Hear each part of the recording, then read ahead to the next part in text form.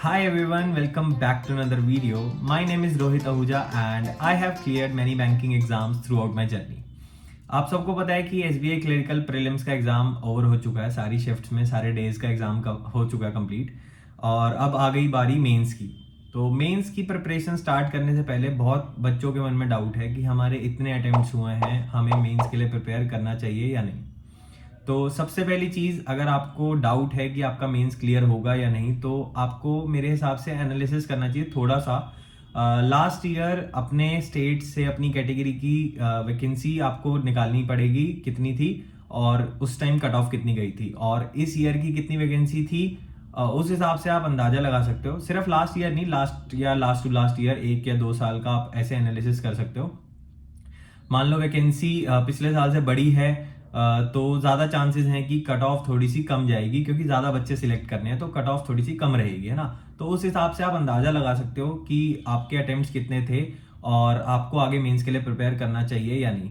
अब बात करते हैं उन बच्चों की जो थोड़े से सेफ जोन में है, या फिर जो बॉर्डर लाइन पे है, जिनको डाउट है, क्योंकि काफ़ी बच्चे ऐसे हैं जिनको थोड़ा सा डाउट है कि उनके प्रीलिम्स जो है वो क्लियर होगा या नहीं।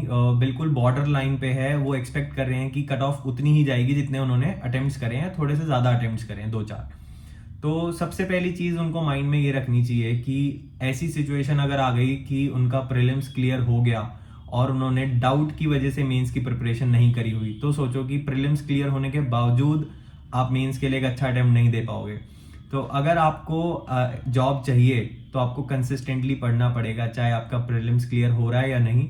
इस चीज़ को दिमाग से निकाल दो कि प्रीलिम्स क्लियर होगा या नहीं। हमेशा प्रीलिम्स देने के बाद ये चीज़ माइंड में रखो कि प्रीलिम्स क्लियर होगा एंड हमें मेंस के लिए पढ़ना है ना। तो जो बच्चे बिल्कुल बॉर्डर लाइन पे मान रहे हैं अपने आप को, जिन्होंने थोड़ा सा एनालिसिस किया और उनको लग रहा है कि हम बॉर्डर लाइन पे है, हो भी सकता है या नहीं भी, 50-50 चांसेस हैं, तो उनको डेफिनेटली मेंस के लिए पढ़ना चाहिए। क्योंकि अगर आपका प्रीलिम्स क्लियर हो गया और आपने मेंस के लिए पढ़ा होगा तो आपको बहुत अच्छा लगेगा, लेकिन अगर आपका प्रीलिम्स क्लियर हो गया और मेंस के लिए नहीं पढ़ा हुआ तो आपको लिटरली बहुत बुरा फील होगा, क्योंकि आपको ये फील होगा कि इतना टाइम हमने स्पेंड तो कर ही दिया, टाइम तो निकल ही जाएगा 1-1.5 महीने का, लेकिन अगर नहीं पढ़ा होगा तो बहुत बुरा लगेगा उस टाइम पे। तो इसलिए पॉजिटिव माइंडसेट के साथ अपने माइंड में रखो इस चीज़ को कि हमारा प्रीलिम्स क्लियर होगा और हमें मेंस के लिए बहुत अच्छे से पढ़ना है ना। मेंस की स्ट्रैटेजी की वीडियो में डाल ही रहा हूँ कि कौन से सब्जेक्ट को, कौन से सेक्शन को हमने कैसे प्रिपेयर करना है अच्छे से। इंग्लिश और करंट अफेयर की मैंने बता दी हैं, और कॉन्ट्स एंड रीजनिंग की वीडियोस भी मैं डाल दूंगा। तो ये चीज़ माइंड में रखना कि हमें अच्छे से मेंस के लिए प्रिपेयर करना है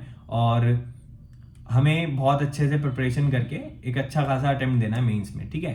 तो आगे ऐसे ही पढ़ते रहो मेंस के लिए। अब SBI क्लरिकल मेंस ही एग्जाम है आपके सामने, तो SBI क्लरिकल मेंस के लिए अच्छे से पढ़ते रहो और ऐसी ही वीडियोस के लिए चैनल पर बने रहो। तो मिलते हैं आपसे आगे की कुछ वीडियोस में, तब तक के लिए गुड बाय।